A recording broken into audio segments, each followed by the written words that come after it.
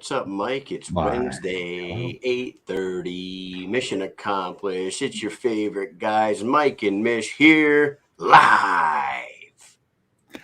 Right? Nope. No, We're we not actually live. are. No, we are live. That other show that says no, Oh, not live. Those shit. guys are not live. We are live. We are live. Live. And we got a big show tonight. We got some fucking people already watching.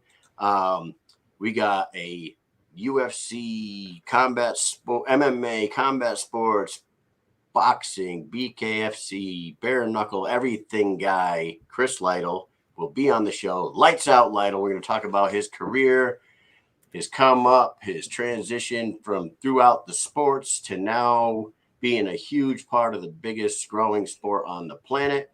And then we will follow up Mr. Lights Out Lytle with a guy who gets the crowd hyped every time we go to a BKFC event.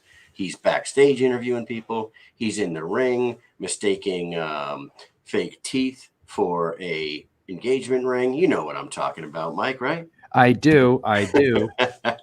Our guy, one of our favorite guys down there, Brian Chick Magnet Soscia, will be joining the show right after Chris Lights Out Lytle. But until we get our guests on here, Mike, let's shoot a shout out to our sponsors. The Fighter's Friend is numero uno on our list.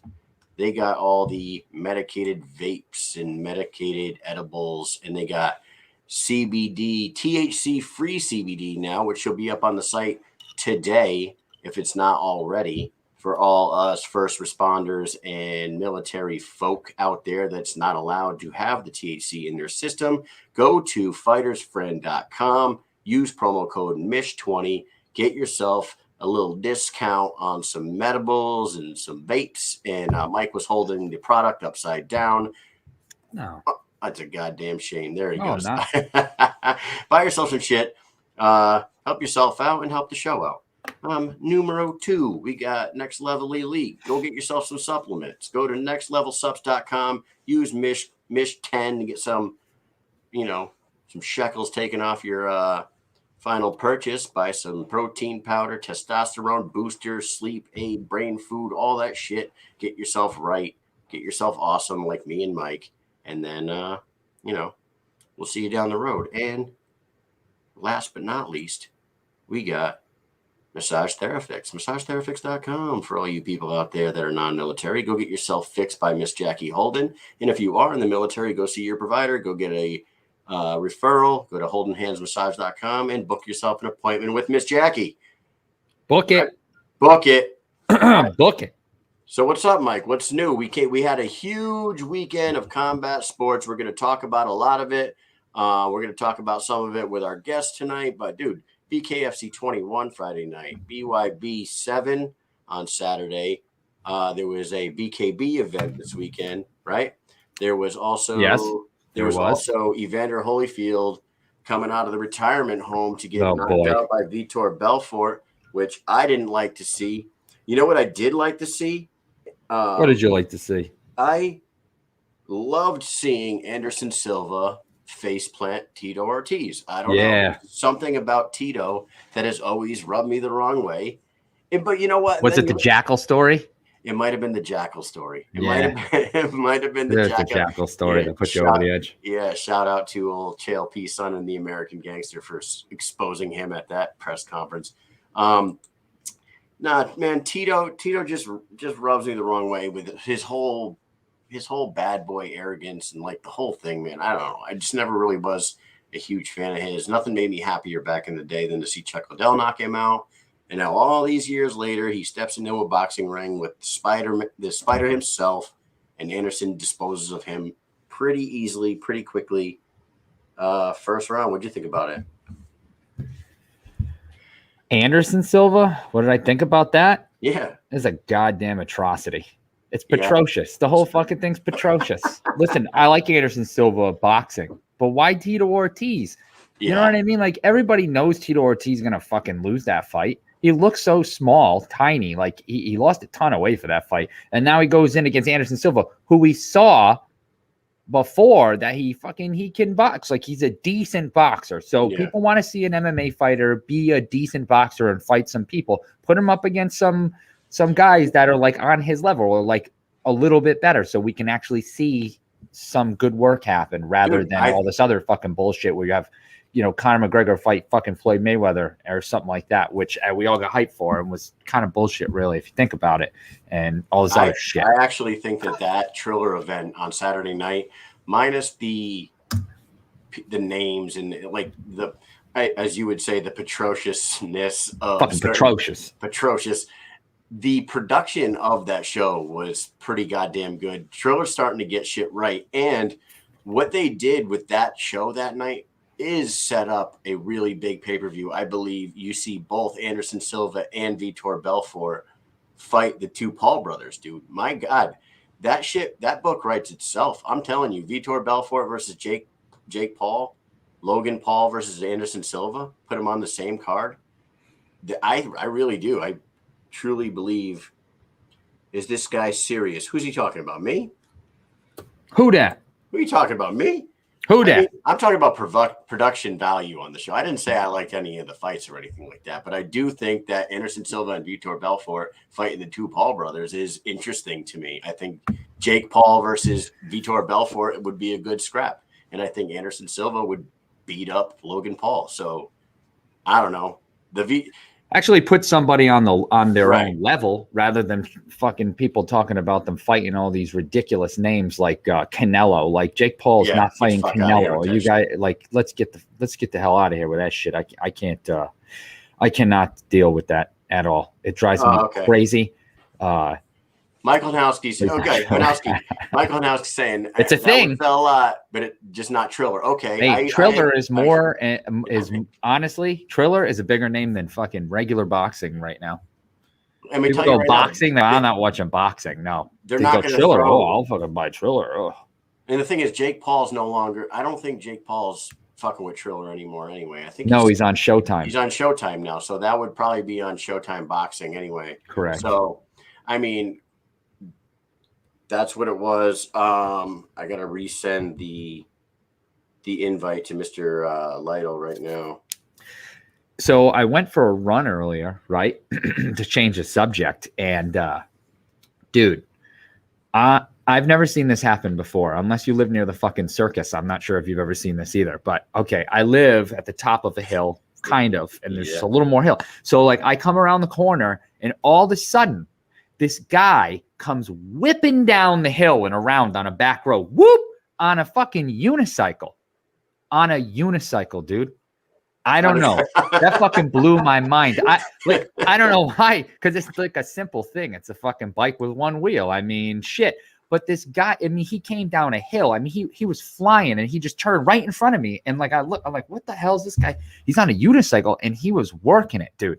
So I'm running behind him. I actually had video. I wanted to upload it. He goes up a hill. He turns and he starts going up a hill, and he's going like this. He's by himself. He's going like that up the hill, and I'm running and I'm recording him, and he like turned around, and I know he saw me recording him. Like how could I not record him? God, guy was fucking living it up on that unicycle, busting his ass. It's funny that you say must be in clown college. Do you remember like my father-in-law would bring over new bikes for my kids all the time, and it got to the point where we have like 15 bikes in the garage now. I put hooks all over the rafters of our garage, and like you walk in our garage, it's like a bike shop. So Amy was like, "No more bikes, Dad. Enough. Stop fucking bringing bikes over. We have bikes. We have enough bikes, all different sizes for every kid in the neighborhood. Just stop." You know what that freaking crazy man does? He shows up with a unicycle. Oh, shit. And Amy's like, "What the hell? I told you no more bikes." He goes, "It's not a bike. There's not two wheels. It's not a bicycle. That is a unicycle. That is a single wheel." Yeah. Learn your English. Yeah, learn your English, Amy. Yeah. Fucking I just resent the invite to Mr. Lytle. Hopefully he'll be jumping on. Good. He said didn't see the invite. I must have fat fingered it or something. Yeah, maybe. Stupid idiot. You know what? You're a stupid idiot for going out for a run. What are you doing running? What are you running from? I got to try to get healthy, man. And we got a PT test coming up. Old man Mikey got to get his bones going again. Got to get that calcium, make that bones strong, get them muscles going with them proteins. You know what I'm saying? For at least a month. for at least a month. I got to pass, man. You got to pass. Don't want to look like a fuck up. Hey, Mike, I want to ask you something. Before we get Mr. Lytle on here, before we get Chris on, the BYB people, and I'm not going to beat on the BYB people, but the BYB people, their big thing about why BYB is better than BKFC is because the Trigon pushes the action, right? Yes. That's the thing. Pushes it. The Trigon pushes the action. Pushes the action. You go through that fight card the other night, 95% of it were decisions, correct? A lot. There was a bunch of decisions. A bunch of people falling all over the place. You go to BKFC in the big circle ring that's too much space, doesn't push the action enough. There was 11 knockouts out of 11 fights, all inside of 2 rounds. Explain second event, dude. Explain this to me. How is that even possible? Well, everybody, I think if you watch the show, everyone knows that I hate the Trigon. I hate it. I can't stand it. I think it's a gimmick. I think it's silly. I just think it should, if it's a smaller ring, it's a smaller ring. If it's round, if it's an octagon, if it's whatever, I just hate that there's the corners like that. I think they suck. It sucks for the referees. And if you are an active fighter, you can still run in circles. So really, it doesn't matter. Push the action. If you're a fighter that doesn't want to fight, then don't fight. You know what I'm saying? That's what I say. Don't fucking fight. If you need a ring to help you fight, don't fucking fight. Period. On top of that, this is the second event since BKFC 17 that has all knockouts in every single fight. Now, I'm not saying one is better than the other because I actually really enjoyed watching the fights and I like watching every fight. And sometimes I watch UFC and fucking UFC blows, but I still watch it. I still love it. I'm a huge fan. And I'll watch BYB. I still really like BYB. I'll watch every event. I just hate that Trigon. Yeah. I just thought it was kind of break it in half. I thought it was kind of like ironic that it was like, no, the triangle makes you have to, you get caught in the, you got to fight your way out of the corner. It's going to push the violence. It's going to push the action. But honestly, it didn't do any of that the other night. And I'm like not trashing the event because, like I said, I like BYB too, and I really like. There was some knockouts. I liked some of the fights. The co-main and the main event were really good, but there were some really there was that one dude that just kept taking dives. It looked like he lost a bet to his friends. Yes. What was up with that guy? Yeah, but that, you know what? He was maybe shit-faced. I don't know. He looked like he could have been drunk, and I don't know. That right there, though, is a common occurrence in bare knuckle. I mean, you watch any bare knuckle, there are these fights. There's the, dare I say, the Karsten fight. You know what I'm saying? There's the people that get in there, they get the chance, and then they're just dropping all over the ground. It's almost like it was like there's an earthquake that they only felt. It was only right in that square foot that they were stepping, Oh shit. Oh, what was that? I fell. It's like, dude, you didn't even get hit. What the fuck just happened? There's instant replay, right? Yeah. You know that people can rewind. This is fucking 2021, dude. We're all going to look at it and we're all going to laugh at you.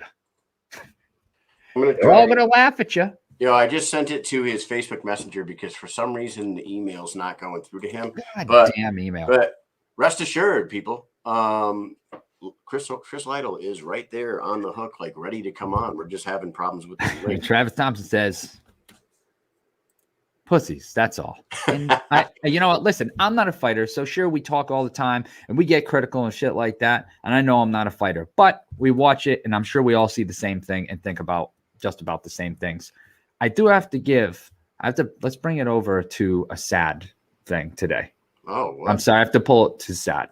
Oh, boy. But I have to call a moment of silence for our great comedian who passed away after his battle with cancer, Norm Macdonald, who, played a big part in my growing up and watching him.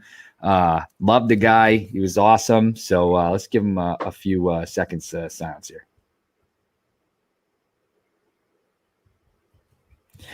Hey, what day is it today? October? Nudie Magazine Day. Dude, fuck yeah. Nudie Magazine Day. Nudie Magazine Day. Yeah, all right, shit poop, man. Hey, we got the legend himself in the green room right now. We got our second guest lined up in the green room right after him. So let's get this goddamn show on the road. Let's do it. Our first guest of the night is a combat sports legend. He's done it all: MMA, boxing, bare knuckle. He's a commentator. He's a firefighter. He's a goddamn gangster. Let's bring him on. He is Chris Lights Out Lytle. Here he is. What's going on, sir? Fellas? Good to see What's you. up? Sorry, I'm so technically challenged, man. I thought this was Zoom, and everything throws me off, man. I have to like sit there and read, and that's not good for me. So No problem at all. You know what? We deal with it all the time because this is a live show and it is done through the internet, so we're bound to have hiccups here and there. So what's going on? Sure. How are you? Doing great, man. Just staying real busy. Like we talked about earlier, I do the commentary for the bare knuckle. We had that last weekend. And, man, I just love watching it. So I'm lucky I get to sit there front row, and it was great. The only job better than mine this last time was the judges, because they didn't have to do one thing. No fight went to the distance. It was awesome. That's the second time. We were just talking about that in Birmingham. That also happened.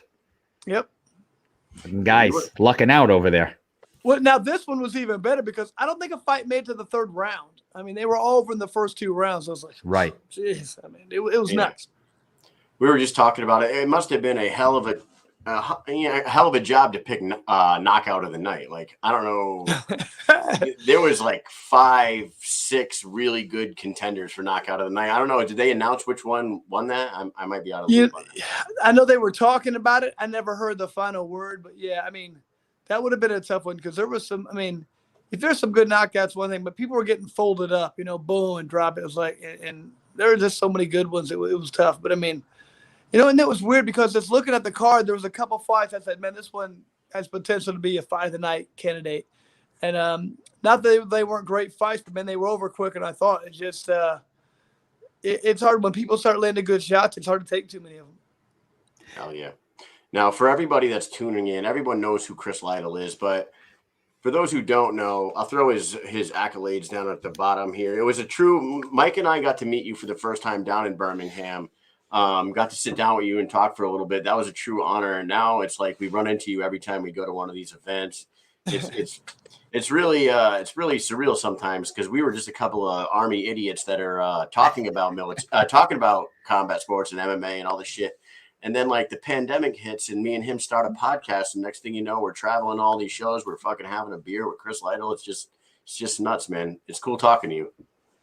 Man, that's really cool. And I got to thank you guys for being in the military. When I was with the UFC, especially, they would send us to different things quite often. And the military was such a big backer. I remember going once.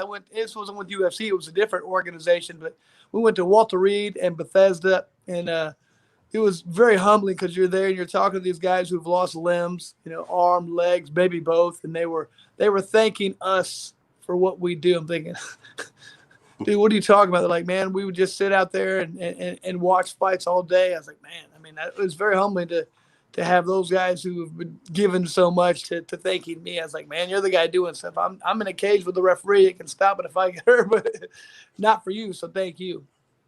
Oh, thank you, man. But it is like, honestly, that is cool.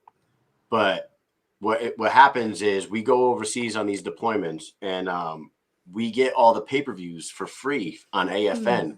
And guys like Mike and I and a handful of others will get up at 3:00 in the morning and sit in a dark room with the sound of town. And it's like watching guys like you guys have, they carry us through. So everybody, it's one hand washes the other, man. It's like you guys entertain us. We protect you. It's all big, happy family. That's how I counted down my months, like, oh man, got another month to go. Well, UFC's coming up in another 2 weeks. You count down to that UFC. It's like, oh, we only got 2 more UFCs before we get to go home. Yeah, that's a good way of counting. 3 UFCs down, then I'm out. Yep. Yeah. Oh man, it's amazing. So you got 54 plus MMA fights. I don't know how many amateurs. You got a bunch of boxing. You got BKFC.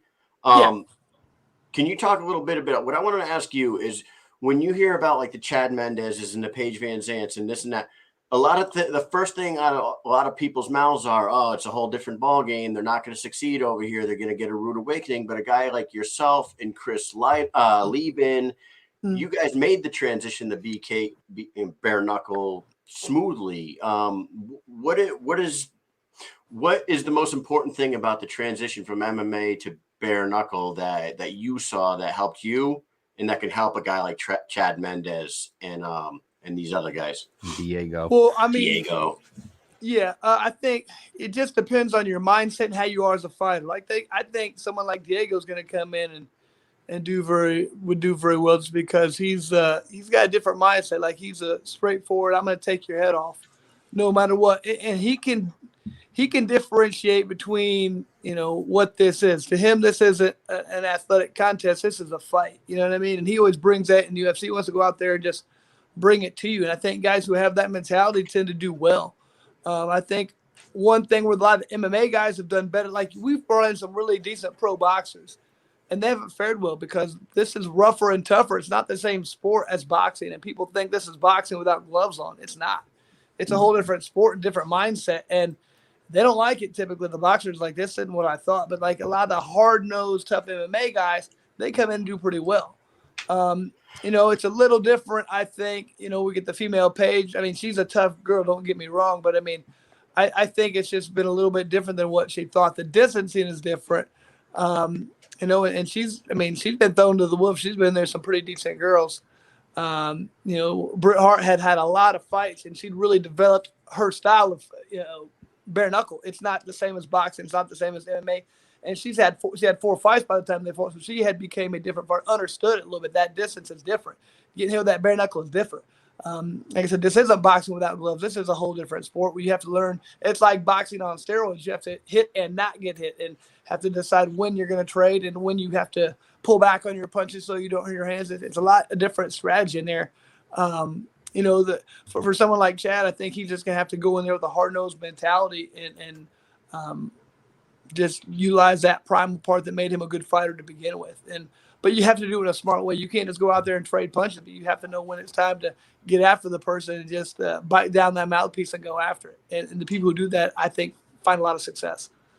I'm really looking forward to him, especially because a lot of people are saying, oh, he's a wrestler. He's a wrestler. He's always been a wrestler. He's not a boxer. But you take a look at a guy like yourself, who more than half your wins in your MMA career were submissions. It's like you have more submissions and knockouts in your career, but you came over and you cleaned house in bare knuckles. So I take that a lot of these like, oh, he's a wrestler thing. I'm like, guys, he's a professional fighter and he's a professional athlete. He'll figure it out. Wrestlers are the most hard-nosed guys you have. Look, you also is a wrestler, a grappler, Jim Miller. You know what I mean? He was known as a ground guy. Came in, did very well. Johnny Bedford, he's done fantastic. So I think the main thing, what I talked about the very first thing, is your mentality and your mindset. And those wrestlers come in hard-nosed and just tougher than anything. And I've seen some pretty good MMA guys beat some pretty high-level boxers just because they out-toughed them. I mean, they just put their head in there, bite down that mouthpiece, and trade. And a lot of boxers don't want to do that, and it's just a different level of toughness, I think, that you get from wrestling, get from grappling. But you have to be able to, you can't be a one side, just like, I felt like, I like Tito a lot, as a person, he's been good to me, but I thought that was a terrible fight for him to go in there and fight Anderson. It's like, you're not a stand-up guy, you're a ground guy, and you have to have kind of both. You have to have enough of that meanness to go out there and be able to do stand-up and want to hurt the other person, which he hasn't really exhibited, and he didn't exhibit this fight. But I think you get the ground guy, the wrestler who has that, they're going to do well in bare knuckle. How do you feel about the transition from everyone watching boxing before, and now Triller has kind of taken the spotlight? Because you just mentioned that event, and I feel like I think overall it might be a great thing, but in the end, how does that help the real boxers? Are they ever going to get a leg up over these guys? Well, now it's prize fighting. You know what I mean? This is just it's not as much about the sport. It's just about who this person is. You can get a guy who's never had a fight in his life, and he can go out there and make $10 million.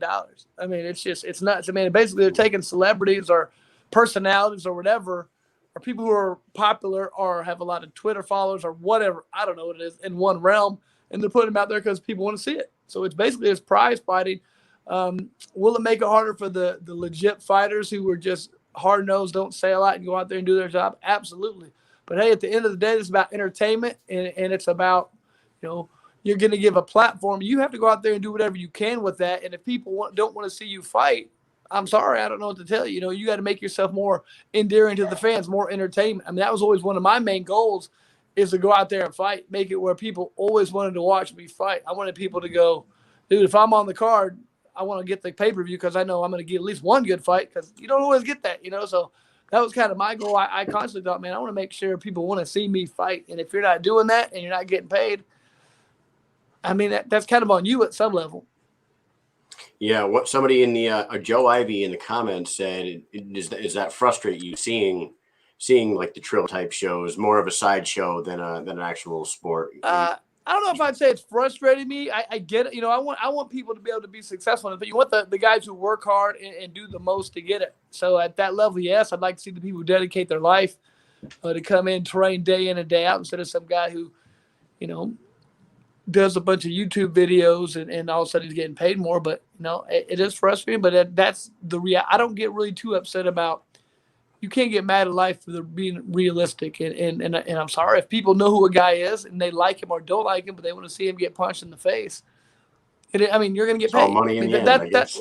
People confuse the fact that this is what he deserves.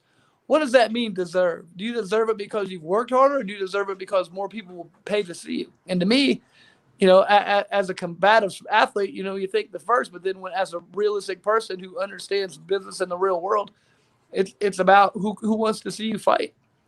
And that's why I said, I definitely want to change my style to make sure, like, you always want to see me fight, or what are we doing here? And I made a conscious decision to do that. And if you're a purist and you just want to be the greatest fighter, that's good. And I can totally appreciate that, but just know you might not make as much money that way. But it all depends on what you really want to do and why you do this sport. Now, let's talk a little bit about BKFC 20. I wanted to touch on three. We could talk about that whole card if we wanted to, but we'll just check on three things. First thing I want to ask you about the Houston Alexander finish. Okay. What were your thoughts about the finish, knowing exactly what happened to Melvin Guillard just one event ago with the striking a downed opponent and immediately DQing Melvin, and then this one where Houston basically dropped a Dan Henderson H-bomb on him after he had already laid him out. What were your thoughts on that? There's two things. First of all, West Coast's first fight he won the exact same way as that. Like, he got knocked down, and then he got hit when he was down. They disqualified the other guy. Now, I don't know. I kind of like to see something like that be a no contest because I don't think the final blow is what decided the fight. I think both those fights were over before. Mm-hmm. And so I don't think you should disqualify a guy because they made a mistake. Do they get the win? Probably not, but should they get disqualified for losing? The fight was already determined. Like, if you hit me and you hurt me and I'm still all right, and then you hit me when I'm down, yeah, now that's a different thing because now I can't go on because you hit me when I was down. This fight was over. I mean, Houston knocked him out before, and he didn't put his hands down when he fell. He was out, and then hit him one more time. So I can see, like, saying no contest or something. Now, to me, the Melvin Guillard fight, that was just a comedy of errors all around. First of all, he clipped him, and but when I went and watched a different replay from a different angle, Harrison's knee wasn't on the ground. That was a completely illegal punch. If you watch it from a different angle, his knee was not on the ground. And Melvin kind of went there and looked, and the referee sat there. And, like, if he's down, you get in there and you stop it right away. He just sat there and let him. So Melvin looked, and he threw a punch, barely skimmed him. But if you watch a different replay from a different angle, knee was about 3 inches off the ground. Totally legal hit. No reason they should have ever disqualified him. Melvin got this. I felt bad for him. He should never have lost that fight. That was if they watched at a different angle, they should appeal that. There's no way he should lose that fight ever. Yeah, the ref kind of just yelled, he's down, but he was behind Melvin Guillard. And the fighters, I mean, you're a fighter. I've never been a fighter, but I mean, I would imagine that you're so focused on what you're doing. That's why the ref's there is to interject himself. That's his job, 100%. To push away. You can't yell at Derek Lewis while he's pounding somebody's head in on the ground. Hey, he's done. You got to get in there and push him off because he's just gonna kill the guy. And everybody knows that. And here's the thing: when Melvin stopped for a second and paused, and the referee didn't jump in there. He just sat there, So it's like Melvin's like, okay, I got to hit it again because his knee wasn't down. First of all, he wasn't down. I mean, I thought he was maybe from the first angle, but then when I saw a different angle, I was like, he's not down at all. I mean, he was not down. I mean, so when they appeal that, I'm sure that'll get overturned. I have to think. If not, nothing should ever be overturned. The thing is with Melvin too. Melvin was on like the receiving end of almost the same type thing a few months the fight back. before. And they gave the win to Scott O'Shaughnessy. So like Melvin was like, this happened to me a couple months ago. I'm going to go ahead and hit the dude again. You know what I mean? It's it's so fucked up. Just so fucked up. He's had two really bad decisions, like things go wrong with this fight. Because the first time he got knocked into the ropes, and anytime you are going to fall down but the ropes hold you up, it's considered a knockdown. Well, they didn't do that. I mean, so he couldn't fall down. He couldn't get to the ground. He was getting hit, but he was defending himself. So it's like either you call it a knockdown or you don't just stop it. I mean, it's like you don't just stop it like that. So I mean, if he could have just sat on his butt on the ground, he could have got up and been fine because he wasn't that hurt from the punch. He got knocked back, but the ropes held him up. Should have been called a knockdown. And like I said, there's been twice where there's just been a comedy of errors going on for poor Melvin. I feel bad for him. Yeah. The next thing we wanted to ask you about Mike Richmond. Thoughts on Mike Richmond? That guy, I got to tell you, man, what a stone cold killer that guy is. What are your thoughts on him and what should be next for Mike Richmond? I mean, how can you not be impressed with that guy? He's just like nothing short of phenomenal on both his fights. I talked about it a lot beforehand. I was like, Dakota is no joke, man. He's probably one of the strongest guys we have in here, and he's got it figured out. I mean, he's pushing people around. He's wearing them down. I mean, he pushed Chris Lieben around, who's a big guy. I mean, he's gotten good at that, and he made him look bad. I mean, what else do you say?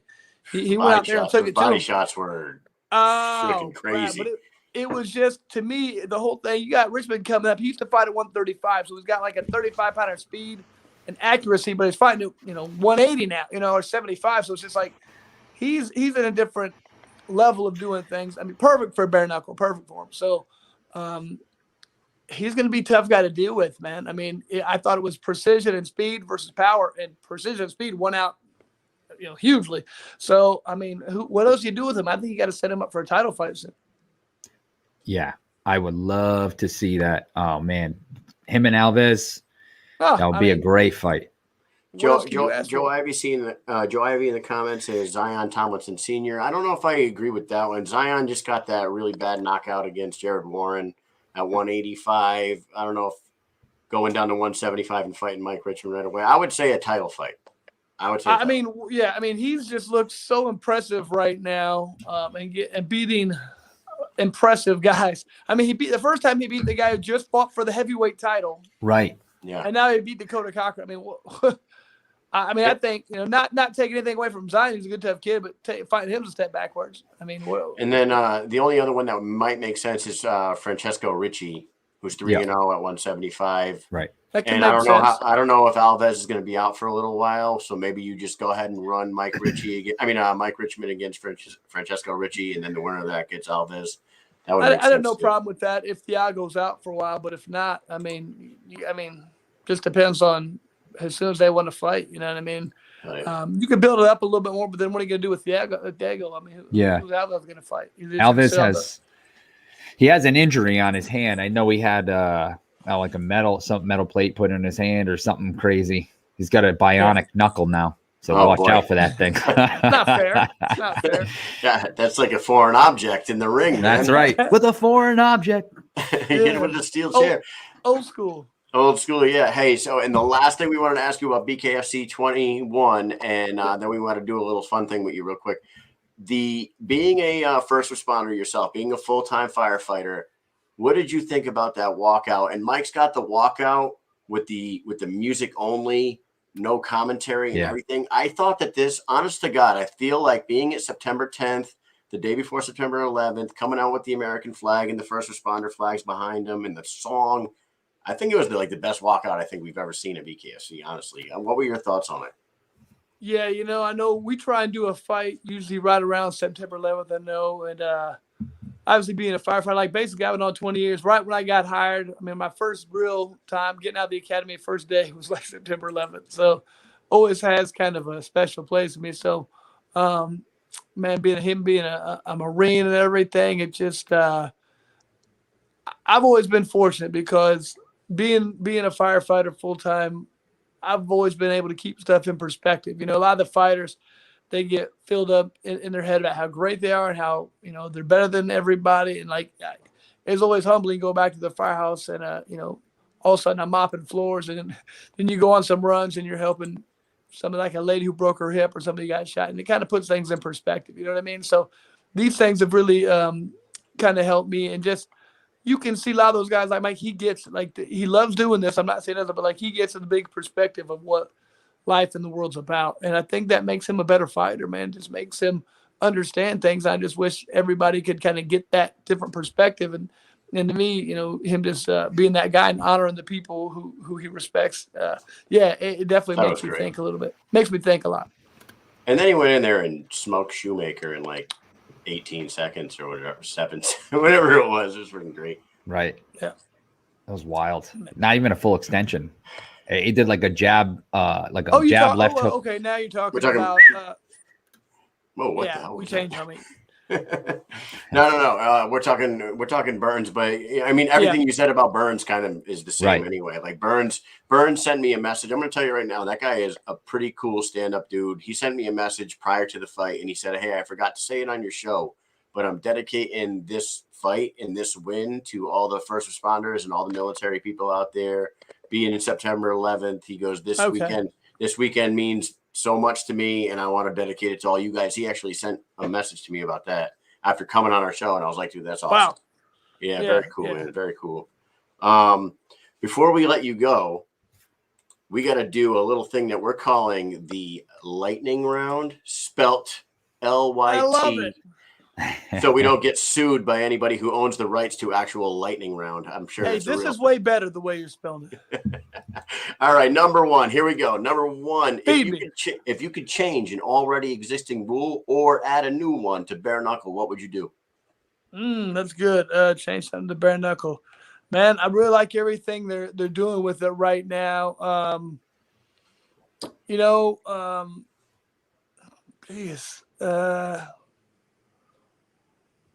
I don't know, man. I'm thinking the one thing I would like to implement is I would like to make it mandatory where they do that live scoring where after every round, the participants know what the score is, because I know they do that in Kansas. Only time we've ever tried it, and when they did it, Joey Beltran was losing the first 3 rounds. They, hey, you've lost every round. He came out and stopped the guy the next round. Doesn't make any sense to me to have a combative sport where you don't know what the score is. If I'm down 2 rounds to 1 or 3 rounds, I better know that going in so I can go out there and knock him out. If I'm doing what I think I'm doing, I'm winning. And I don't know you don't know how the judges are scoring this. I think it'd be like having a football game right there. Like, did I win? No, you lost 13-12. Well, I thought we were winning. No, you were losing. So live scoring would be a huge I think it'd be immensely better. Love it. I love that answer, and I think they should implement that in MMA as well. I mean, Oh, I agree. Number 2, Mike. Who's on your MMA Mount Rushmore? Okay. Geez, man, that's a tough one. You got to have Anderson Silva on there because I felt like, for many years, probably the best in the business. Randy Couture, probably Chuck Liddell. So I'm an old school guy. Mm-hmm. So I'm going to say I put Tito Ortiz on there because, to be honest with you, those are the 4 people I would have to say for a while, especially early on. People don't understand when Zuffa first bought the UFC, Tito Ortiz carried the organization by far. He was the biggest star on there. And without him being there, I don't know if the organization makes it. And then Chuck took that role. Randy's always been the picture like I said, I think Anderson for about a 6-year period is probably the best fighter in the world. Just unbelievable. Yeah. But, I'm an old school guy. So the Mount Rushmore's old school. I'm not saying these new guys aren't better, but the people who built this sport, that's them to me. In my opinion. Pioneers. I guess those are the pioneers. Those were the foundation. Yep. Yeah, and that was like what I guess, when it turned into a sport before, when you had like Hoist Grace and those guys. Yeah, Hoist was the best, but I think nobody was that good back then. You know what I mean? So right. I could see you putting him in there. I could see you putting Mark Coleman in there. I could see you putting some of those guys in there. GSP, maybe. And all these guys really deserve to be on there. But as far as to me, the people who carried the organization, I guess now thinking about it, it'd be hard for me not to go with a Hoist in there because he carried. For the first, three or whatever, or 4 shows, he carried it. You know what I mean? But after that. I don't know, man. That's always a fun question. Tough. You guys can. Anybody can debate that. Mount Rushmore. Oh yeah. To me, it's about who built the organization. Yeah. Now, number 3. This one's easy, real quick. Beer, wine, or whiskey? I got to go with beer, man. Here's my problem. I do love wine, and whiskey goes down too smooth. But when I do whiskey, it turns into a weird night. It gets I'm not risky. gonna lie. It gets bad, dude. And some bad things are gonna happen, and I'm gonna be texting apologies the next day. You're gonna be stealing Brian Soscia's food. That happens with beer, wine, or whiskey. But I'm just saying, but with the whiskey, it gets ugly. So I gotta stay away from that stuff, man. I'm trying to be good. I try to. And here's the problem too, man. They got these good craft beers now. 7% alcohol, man. If I drink some of those, and all of a sudden I drink 5 of those, I'm like, man, what's going on now? I can drink 5 Yinglings or whatever, and like no problem. I can just keep being social, having fun. But if I get too heavy, man, it just like it gets weird. So if you guys ever want to see me make an ass of myself, just feed me drinks. They had those when I was growing up. There was like Colt 45 and St. Ives. Exactly. Like that. Those had plenty of alcohol in them. Old E, Colt 45, Yeah. tons of stuff like that. Malt liquor. Oh, Malt liquor will get you. God. Had some Gives me bad a stomach experiences ache. on Well, actually, we have a dude. headache. We have a guy we work with that he was like, hey, I'm like, I noticed you're not drinking any beers. This guy was a big time beer drinker. He goes, yeah, man, I stopped drinking beers. I'm cutting back. I'm like, oh, wow. He goes, yeah, I only drink Twisted Teas now. I'm like, bro, that's fucking worse. Yeah. But I don't drink as many. I drink 8 of them. Yeah, but your blood alcohol level is 0.23. Yeah, it's malt liquor, and it's got like 200 grams of sugar per can. You're fucking killing yourself. All right, number 4, Mike. All right, John. What are your honest thoughts on older retired boxers coming back way past their prime for a paycheck? Obviously you don't like to see that, but I mean, I understand if people need money, what are you going to do? They have that one skill. People want to see them still. I only want to make sure it's happening if they're fighting each other. And like, Roy Jones, Mike Tyson. I don't think anybody really understood this, but I know beforehand and watching it, those guys weren't trying to hurt each other. I mean, they went out there to put on a show. Mike hit him hard to the body. I mean, he wasn't trying to hit him in the head because, I mean, if he hit Roy in the head, he'd knocked him out. Roy didn't have the whiskers anymore. So, I mean, if you want to go out there and people know what they're getting into, they're going to go out there and watch a good exhibition between guys who used to love. That's one thing. If you go out there thinking these guys are trying to take each other out, and they are trying to take them out, I don't like that, man. I don't want to see Evander taking punches. And you could tell as soon as they did the workout, he had no chance. I mean, it was like this dude, he's falling down on his punch. I mean, he just, Father Time's undefeated. You don't want to see people going in there and taking damage. But I mean, I don't know. I mean, to be honest with you, I'd still love to go out there and do a boxing match. But I don't think I'm way past my prime. I still feel good. I train a lot. I'd love to go out there with somebody, but I'm not going out there with a 25-year-old kid who's going to go out there and try to wreck me. I'd like to go out there with a guy who's in his 40s and at the same stage as me and go out there and fight. I love that, but you just have to know what you're getting into. Because I'm still fine. If you're shot and you're past your prime, not past your prime, if you're past your safety point, I don't like seeing that. Chris Lytle versus Anderson Silva coming right up. Who's your favorite? No, I was thinking Oscar De La Hoya, man. He's supposed to fight. And I didn't understand him fighting Vitor. I was like, dude, he's way too big for you, man. I'm Oscar's size, And at one point, they brought that up to me. Somebody brought it up to me and said, hey, man, your name's being thrown around for the Oscar. I was like, yes, please. Yes. I would love to do that, man. I mean, that'd be perfect. Shit. But I would, so if you guys get that set up, I appreciate it. All right, number 5. Who is your favorite fighter to watch on the BKFC roster right now? Do you have a favorite? Oh man, geez, there's so many good ones. Are you allowed to say? Are you allowed? That's a tough question, man. I mean, geez. Yeah, I don't know if I should say, but right now, I mean, if I can see him fight again, right now, I mean, you always got, Joe Elmore in there, but I'm gonna go with. Geez, so many good ones, man. I like the way, I'm going to go with Palomino because that dude's just nice. He's looked so good on every level. Even his last fight, when I thought he was going to have to go in there and just manhandle good John. And he showed he can box. I mean, he showed he's slick. That dude usually he goes out there and just walks through people, but he didn't do that this time. He went out there and was like, I'm gonna show some skills, and he did. So I don't say he's going to be a tough guy to deal with right now, and he shows he can do everything. But, man, I feel even bad saying that about him because there's so many guys I like watching, Yeah. So thanks for making me look like an asshole. Number 6. What actor would you have play Chris Lytle in a biopic about yourself? Oh, wow. Jeez, he's gonna have to be really handsome, smart. Oh, Bradley Cooper, come on. Bradley Cooper. Yeah, there you go. Will he Save his sing? Shave the head, son. Come on. There Will you he go. sing too? Nah, he's not singing. He's just swinging. That's it. Oh yeah, Nope. so yeah, no, there's no singing going on. All right. If you were the BKFC matchmaker right now on the spot, what's the first match you're booking? Jeez, man. I think we already brought it up, man. You know, I'm gonna say Richmond versus Thiago Alves. That's a fight that I like. I mean, you know, there's certain fights that really excite you. I know we've kind of brought that up amongst ourselves, and that's definitely one we want to see. Nice. And after that would be Hector and Lorenzo, correct? Yeah. Oh well, that's. I thought that was already done. Is it not? Oh, okay. Breaking news. It's No, already Yeah. I just assumed that will because I mean I they hope already so. kind of We're all hoping set so. it for themselves. How can you not do that? You know what I mean? That's what we think, but If they don't make that, they're making a mistake. All right. I agree. Number 8. which weight class in the BKFC is currently the most intriguing to you? Women's 125. Women's 125 is getting so deep. There's so many. I mean, I think they're getting ready to. I'm hoping they're going to do like an 8-person tournament there because, man, there's getting so many good females at that weight class. It's that's the intriguing one to me. A lot of personalities, a lot going on there. So I really like that weight class. I love it too. 2 more questions. Then we got your boy Brian Soscia coming right up, people. So stay tuned. Here we go. Number 9. Would you consider one more fight?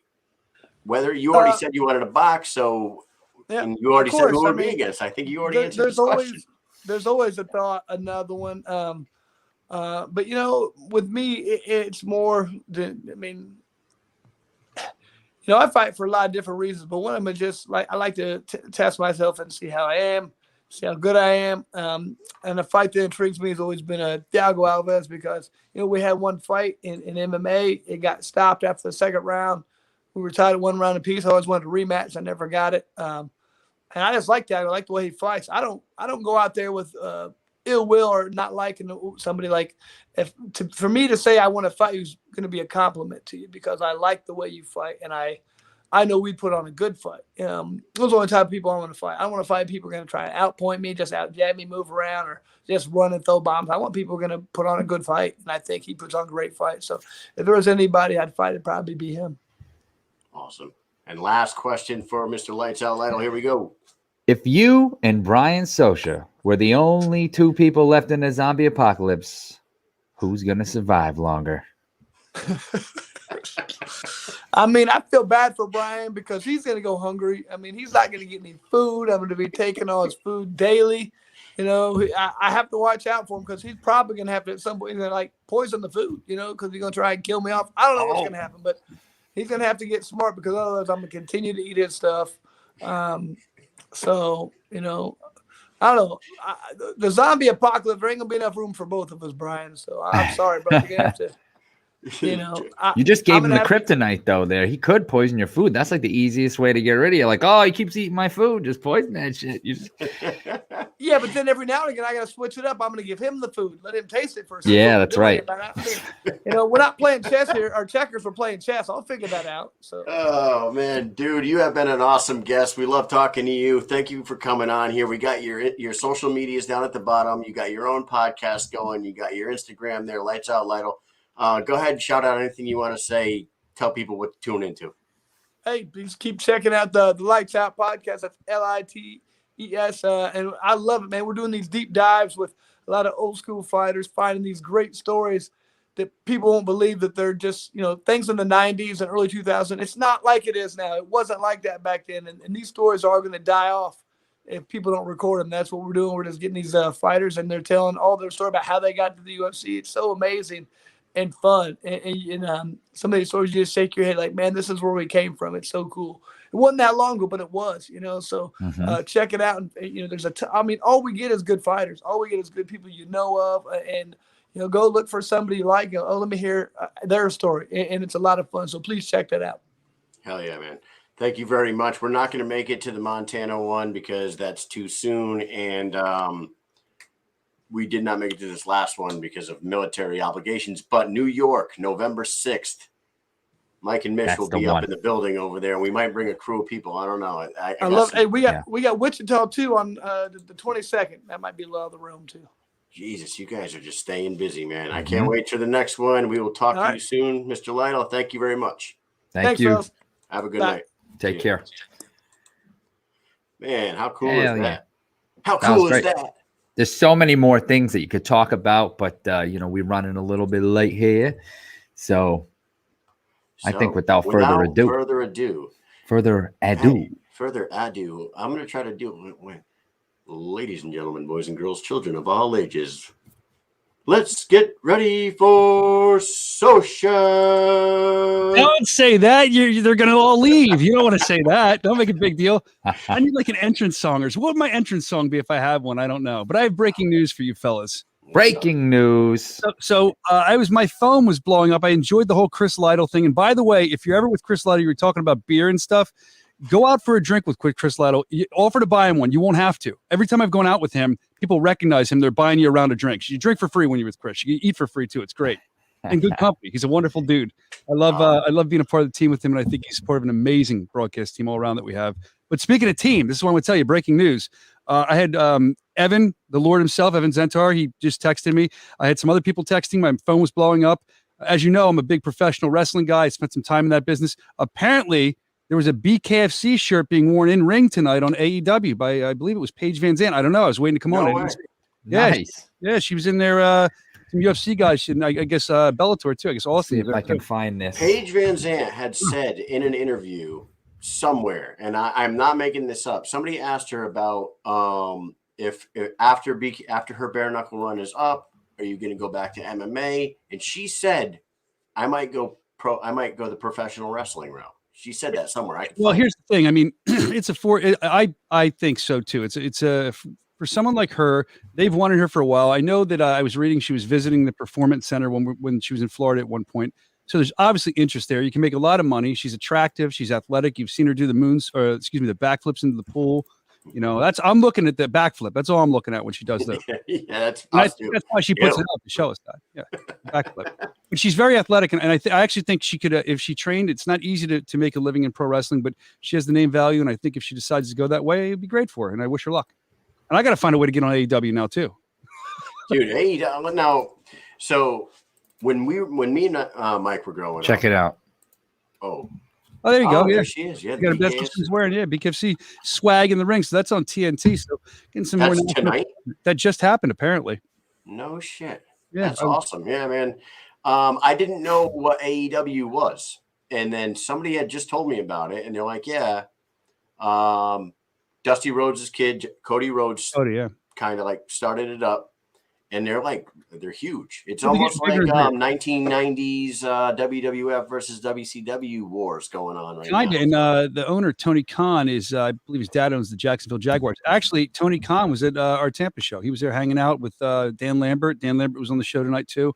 And he was hanging out with, all the wrestling guys were there hanging out. So it was cool. But that's just something cool to see as we grow. When you just kind of pop on TV and you see a BKFC shirt, you can tell we're growing. I wear my shirt outside to go buy a sandwich and I get stopped. Oh, I love that. And they don't even know that we're a local company from where I'm from. It's just so fun to educate people. But I'm happy to be on the show with you guys tonight, man. This is great. I always watch, so I'm happy. Hell yeah. Thanks for coming on. Yeah. If you always watch, then how many kids does Mike have? 17. Oh, no, wait. No. Josh Burns. Josh Burns is 12. Josh Burns. Holy shit. How the hell does he take care of all these kids? He's fucking got ass. Wait, he has 12 kids. What did you just say? Kids. Josh Burns has 12 kids, man. That's why he's the hammer. Yo, his pullout game is fucking weak. Yeah. He says he keeps him young. Oh, man. So speaking of Josh Burns, let's talk a little bit about you having one of the coolest jobs on the planet. Not only are you one half of the official BKFC podcast, you are also inside the ring interviewing these guys. You're backstage. You're hyping the crowds up. How friggin' awesome was BKFC 21? It was incredible. And really quick, because you brought up the BKFC show, the show we do every Thursday. It starts at 12 with possible gust to 12:05 because we run on weird Soscia standard time. And I'm on there with Rob. It's a lot of fun. So tune in. That's on YouTube, BKFC show. We're on Spotify as well. There's the plug. I do have a great job. I love my job. I have a lot of respect for my job. It can be crazy at times. You never know what you're walking into, you know, and never know if the emotions are running high. We saw that with the Hector Lombard and Lorenzo Hunt. Yeah. Oh, Jesus. That was a total real reaction. Came out of nowhere. Yeah. Jesus. And Joe Riggs, if you listen, I tell a story. Joe Riggs yelled at me. He goes, "What are you running for? He's not going to hit you." I'm like, I don't want to get a shot out here, boys. You guys, I'll be honest with you. I did friendly fire. Yeah. No, you don't need to be collateral damage. No, I'm good, man. I want to go home. This thing's been broken a couple times. You know, I don't want to keep it up. So it's a great job, and it's fun to go in there and get their thoughts after the fights too. And I feel like I watch the fights differently than some people. I enjoy trying to find out if something was said during the fight, if something was said at the end of the fight. I always like to find out what they're saying to each other. I think that gets you into their mindset a little more. I mean, if there's a question about someone changing a stance and all, that's cool, but I want to get really into like what happened and the issue they had. Like Josh Burns and Sam didn't like each other coming in, and they didn't. I mean, they made a bet, as you know, the Hammer versus the Hillbilly Hammer, and they didn't even like each other. So I thought it was important to just kind of get to the bottom of that. And before I could, Josh was ready to go and tell me all about it. I didn't have to do any work. They're hyped up. That's a great thing right there. It is. It was a great fight to jump in there afterwards. It makes your job weird though, because when Evan Zentor, the Lord, he was there, and I said to him, I'm like, man, what do I ask here? Like you get 19 seconds to formulate questions. But then I figured, hey, they had a personal issue, and we talk about that a little bit.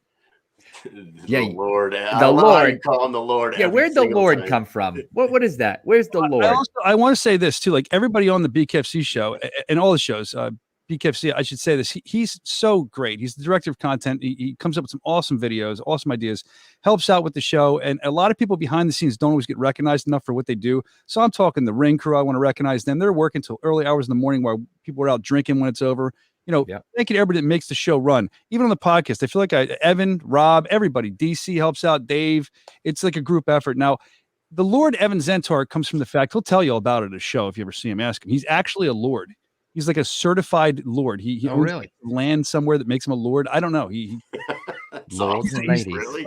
I asked him. He showed me his card. Yes, he has the card. So I started just calling him the Lord. You have a Lord card. I don't know. His girlfriend or something bought him a piece of land that made him a Lord. So he's a Lord now.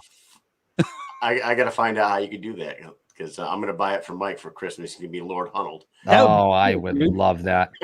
I think it's like Benjamin. Buy the fake star things they used to do on the radio. You know, you buy a star for you. Yeah. Oh my God! Yeah. Adopt a whale. Remember that? Yeah, dude.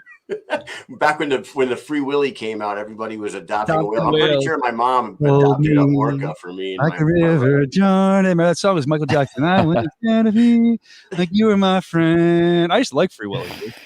Free Willy. Benjamin Stepanoff is in the comments. I'm going to go through some of these comments real quick because people are like hitting you up. Tell Brian you're the biggest inspiration for starting the podcast. He loves the show. He's great at what he does. TJ Chang. Hold on, I want to tell Benjamin he's got problems if I'm his inspiration, but I thank you and I appreciate that. We've met Benjamin. He was on your show. He was excellent. By the way, guys, I watched the show where he gave his experience. He's one of the Bare Knuckle Boys. That's his podcast. That's right. He gave experience that you guys had him on about BKFC. Mm-hmm. I thought I was telling everybody in the office about that. I thought that was so well done because I think it's cool to find out what somebody feels. Like he said, the squared circle looks so much bigger. And I never think about that because we're just always there. It was his first time. So it was like he had stars in his eyes. It was really cool. If you haven't seen that, go back and check it out on Mike and Mish. Was that Mission Accomplished or was that Mike and Mish? I forget. It was one of them. Yeah, we've wrapped in. We've kind of just become Mission Accomplished, the Mike and Mish show. I get confused. Hey, so a funny story about that. I went up and visited him a couple times that night. I wanted to get the feel as the show was going on from Benjamin and his friends. Sure. And I I'm sitting down next to him and asking him how's the show. So he's like, this is the best, maybe the best live entertainment I've ever seen in my life.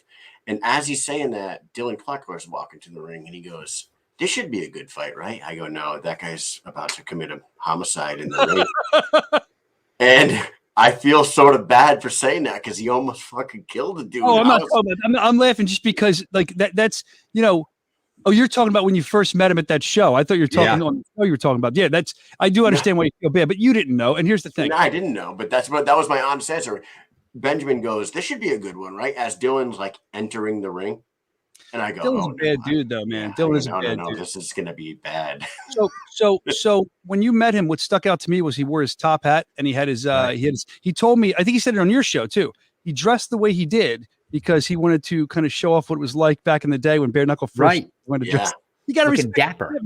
Yeah. All right, what else do we hear in the comments here? I'm excited to read. Oh, no. TJ Chang, straight out of Thailand, who should be making his.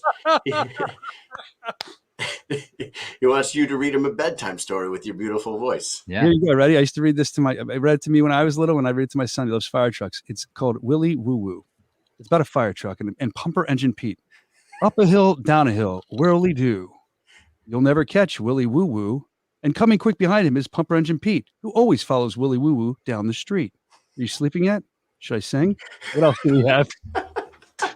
Evan Zentar, the Lord himself, says $100 and you could be a Lord too. See that right there? $100, you'd be a Lord. I mean, Evan, I think you should. That should be a Christmas present. I really believe you guys should be doing that in the show. I want to see one of you be lorded. I'll be a Lord in no time. I think I'm on it. Dan Stevens of BW1 Sports says, look at this group of distinguished gentlemen. DJ Tony says Soscia is that dude. So I mean, like, I love him. Yeah, I mean, the sock man. DJ Tony. Great. DJ Tony plays the best music between. If you're ever watching at home, he's the dude you can hear like the music between fights. He picks it all. He's incredible. Big fan of him. Hell yeah. Tony's awesome. We've hung out with him a lot. When we go out there, he's definitely cool to chill out with. We went down to what were the walls down in Miami we went to with him, Mike? All the graffiti down in Miami. In Miami, yeah. Wynwood. We went to Wynwood, the Wynwood Walls. Which did you get to go there while you were in Miami? I get off a plane. I get shipped to a hotel. I start working. I go to an arena. I might be able to see something for a second, like in passing. I don't have a lot of time when I get there, but I did get he gave me some brandy one time, Tony.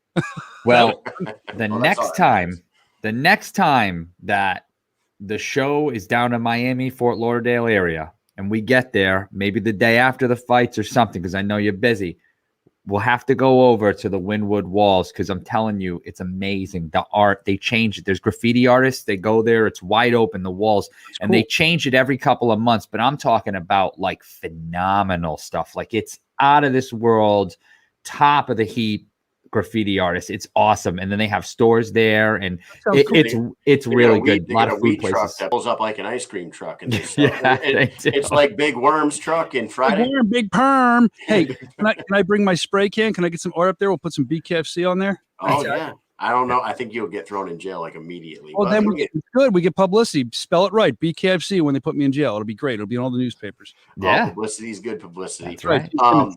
I wanted to ask you, being in the arena, talking about DJ Tony. How about we just asked Chris Lytle about Josh Burns' walkout with the Pirates of the Caribbean and the flags. What'd you think about that? I thought that was freaking phenomenal. I absolutely loved it. Here's the thing. You're going to laugh at me, but I'm really weird, like with my entertainment. I know what I like and I watch it. I had never seen Pirates of the Caribbean, so I didn't even know that. Me neither. I didn't know that was the song. Here's why I know it was a good entrance, and I told Josh this. Because I didn't know what that song was from. I knew nothing of it until somebody told me later, and I still thought it was an awesome entrance. I didn't need to know what it was to. You know what? It worked perfect. Play it. I will play it right now. I actually dubbed it. I dubbed the song over it. I thought this was one of the best walkouts I think I've ever seen. It was very dark. It was like, oh my God. All hands hoist the colors high. Hero, thieves and beggars, never shall we die. Yo ho, ho together. You get the gist. How fucking awesome is that? Here's why it's awesome.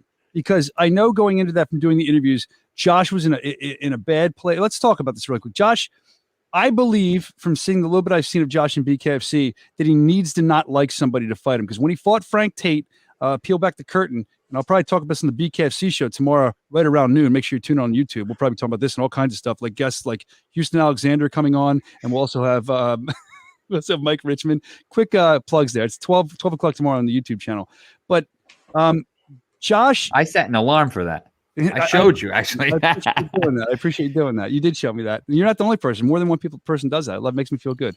But Josh, you saw Chris Sorrow, which they're buddies now. They're training together, but he couldn't stand him when that happened. He knocked him out quick. When he came to fight Frank Tate, again, to peel back the curtain, he seemed very, I want to say jovial almost. He was in a great mood. He came out, I think, happy. I'm happy. And I was like, I'd like to see the angry Josh Burns. That's because I feel like that's how he gets the job done. And he got it done against Sam pretty quickly too, because he had this. I like both guys, but this anger toward him. And I think that fuels Josh. So I think Josh almost needs that. And I like seeing an aggressive Josh like that. Soscia needs a webcam. That's a guy named Dave Feldman. Who's that guy? He's one of the instrumental people on the podcast that helps out a lot. That's right. This is a cam right off my my laptop. My what's it called? My whatever it is, Apple. It's great. I don't think you look that bad, but maybe hey. It's just my looks, brother, and my beautiful. They make fun of me all the time. My beautiful brown tiling from the 70s and 80s that I've kept in my basement. Isn't it wonderful? Look at that pool table back there. What are you? Are you a hustler or what? Are you a shark? I suck. Come on over and play. Let's bet some money. And then you might be surprised. Yeah, we can bet some money. I'm not good either. No, yeah, right. I'm terrible at it. But no, I think that this is like ADD centric. You guys are going to take me off here. The Josh Burns fight, Sam Shoemaker fight, that was a lot of aggression coming out of Josh with an awesome intro. And I love the fact that he brought Frank Tate out with him and Chris Sorrow. I just thought that was kind of cool that he brought both people out with him. Well, he just got Coleman with him. No, I actually messaged Josh after the fight, told him, congrats and whatnot. But I also said, dude, that corner you had, I wouldn't want to run into that crew. You know what I mean? Like him, Coleman. I know Coleman's an older gentleman nowadays, but he'll still freaking crush someone. I was talking to him after the show about his time. He was a pro wrestler for a little while in Japan. And he patted me on the back, and I'm like, dude, he's boom. You can feel his power still if he wants you to feel it. Yeah, that's not a group you want to run into. Also that evening you had Mike Richmond doing his thing. Yes. You had, how impressed are you? Wow. Just as a fan of the sport. Wow. It's incredible, right? I don't think he's broke a sweat in the squared circle yet. No, he's just, as I said to him, I believe I said it in the post. You never want to take the Marine. You can never take the Marine out of his name, but he's like the machine too, Mike Richmond. He just comes. He doesn't stop. He said he's pound for pound the best fighter in the world. Excuse me. He knows that. And there's so many fights. Everyone's focusing on a certain fight, but there's so many fights we can see Mike Richmond. And that's why I'm excited. And I want to see Mike do well, but as a fan, I want to see the climb happen a little more. There's other people before he goes right for, of course, we want to see Thiago. I was talking to Lytle about that before. We've talked about that. That would be a great fight to watch. But you got Julian Lane waiting there. That'd be an awesome fight. I would love to see that. You know what I mean? You have, there's so many people. Francesco Ricci is 3-0 there. Right. Him there. And then you have, I saw Zion was on here earlier. He's saying he wants him. There's so many different people that you could have great fights with Mike Richmond. And whether that's for a title, if he does win it, or on the climb to the title, I'm going to watch and I'm going to be entertained because that guy not only does he have an awesome mustache, but I don't see it getting knocked off anytime soon. And he's a gentleman. He's no slouch. He is. He's wonderful. Dakota Cochran's no slouch. So what he did to Dakota Cochran, what happened in that fight in Dakota's hometown, I think is a predecessor of things to come for Mike Richmond's career. It's going to be very fun to watch. Very excited about it. We've in Birmingham, we met Mike Richmond. He came on the show before that, and then we had met up with him there in Birmingham, and whether he's eating at a restaurant, and I said this on the last episode he was on, whether he's eating at a restaurant, whether he's watching a fight, whether he's in the ring fighting after he knocks somebody out or down, or he's drinking a beer after the show, the guy is even keel. I mean, he does not seem like he changes his attitude. Imagine just sitting on the couch watching a movie or being right in the heart of a fight against a guy who just fought a heavyweight and you just knocked him down. He just walks back to the ring all right, I got to go back to my side, wait for this guy to get back up. That's all. 100%. He's just so just there. Even in the interview afterwards, I was expecting, he was hyped up in his own way, but I was expecting some more hype. And kudos to him for bringing his girlfriend. I thought it was kind of cool. Give her yeah. Not only did he win a fight that night, but that she's like, oh my God, she probably felt really special. So that was really nice of him to do. Yep. Yeah. Let me take a second. I kiss my girlfriend. Yeah. Right. Yeah, that was very cool. In there. You know, I and then mean, go ahead. Sorry. no, I was gonna say he also posted those very interesting pictures of him and his girlfriend baking a cake as well. That was pretty awesome. Everybody should go to his social media and check out Mike Richmond's baking abilities on that too. Oh, did it look scrumptious? Did it look delicious? Everybody loves cake. You know what I'm saying? Yes, the cake looked good. Good. So you said you're having him and Houston Alexander on tomorrow? Yeah. So we'll talk to Houston, unpack some of the stuff that we saw happen at the fight, some of the chaos, some of the people are seeing different sides of how the finish of that fight happened. So we're going to get his, I guess, word on that. And then also, Mike Richmond, like I said, we're going to talk to him, and I'd like to learn more about him. I honestly don't know a ton about him. I know a little bit of his history in fighting. I know a little bit of what he's done in the Marines, and that really means a lot to me. But I also want to find out more of him as a fighter and where his mentality's at right now. He said he's looking for the championship, which of course he should be. But I want to dig deeper than that. I'm sure Rob does too. And we're very excited to have Mike Richmond on tomorrow. It's one thing to have somebody on before a fight. It's cool to see their mentality going in, but I like to see where they're at after. Now that they've got their win, now that they feel a little more confident, and even if they don't admit it, they do. They got their win. Where are they going? There's so many questions we can ask him. It's going to be awesome. Hell yeah, man. We have some trivia for you tonight. Oh Lord. Oh, we have trivia. This is like Family Feud. I'm going to be terrible. Go ahead. We have trivia for you. No way. For all of you guys that don't know, this man is an absolute goddamn Hall of Fame legend in pro wrestling. I'll send you that $20. It was 50. I don't remember. I'll send it later. Yeah, you said he actually gave me shit about a picture I posted on the page. I hate that. Dude. Here's the thing. I actually don't. No, I don't hate that picture. I don't, because it was a long time ago, right? Oh, you look beautiful. There's this picture that when I first started being a pro wrestler, I wasn't hitting the gym enough. I wasn't doing the right things till I met a mentor that kind of taught me what I should be doing more. And I remember that picture I got taken, and I'm like, oh man, that picture's horrible. Hit the weights, Bri. And then so I appreciate it. Now everyone's gonna go look at the picture. Thanks for bringing that up. It wants me, follows me around, shows up all the time. So before we do that, okay, I want to tell you something real quick about my I have a 6-year-old about to be 7 years old. His name is Nolan. Now Nolan, when we were younger, we got the baseball card books that you slide the cards into, their binders, and you're like, I got all my old baseball cards and wrestling cards from when I was a kid. They're all like 80s wrestling cards, right? That's awesome. So he looks through that shit all the time. He doesn't watch wrestling yet. He probably will at some point. He's only 6, but he's flipping through. And I told him, I was like, the guy I'm having on tonight, Brian Soscia, used to be a pro wrestler, He's like, oh, can you ask him about Hulk Hogan? Can you ask him about the Big Show? Can you ask him about That's a picture I said. You got beat up by the Big Show. So I'm going to ask you, can you tell us, he knows who Macho Man Randy Savage is. He knows who Jake the Snake Roberts is. He knows who the Big Boss Man. He knows who all these old school dudes are. Do you have a cool story about any one of those guys that he might know that I could tell this kid tomorrow? All right, you can tell him that I got millions, but I'll be here all night. Like I got beat up by the Big Show on SmackDown. That was awesome. The man has so much power, and it's funny because if you're a wrestling fan, I was talking to Mark Coleman, like I said, about his time in Japanese wrestling, and there's a guy named the Great Khali. He's really big too, and he said you've never felt power like that. So there's very few people, unless you've worked with these guys, that have felt that kind of power. These big guys are like 7 foot something, like 400 pounds, whatever they are. Dude, Big Show, good thing he was working with me, because he could have done whatever he wanted, and I would have had, yes, sir. Like when we were going through it, he just simply scooped me up like a baby, like this in my armpits, because you're going to be thrown over here. Womp. So we get the camera angle down. I was like King Kong. He was super nice. I'm trying to think. He was just what was the story like? What were you in the ring? Why were you in? Were you? Oh, that time. No, wrestling. No. That time it was a. He did a pay-per-view. I'm not good with years, so I couldn't tell you the year, but it was like a barbed wire cage match. You had to climb out. It was him versus JBL, and I think JBL had won by cheating or something, if I can remember. But I was one of JBL's guys, like his cabinet, they called us, and we were drinking champagne, having a party. Like they give him an oil painting, because he won. But the thing was, it was real champagne, and I guess it's my first time out there, so I was a little nerve-wracked. I didn't realize how much I was drinking. I was half in the bag by the end of the segment.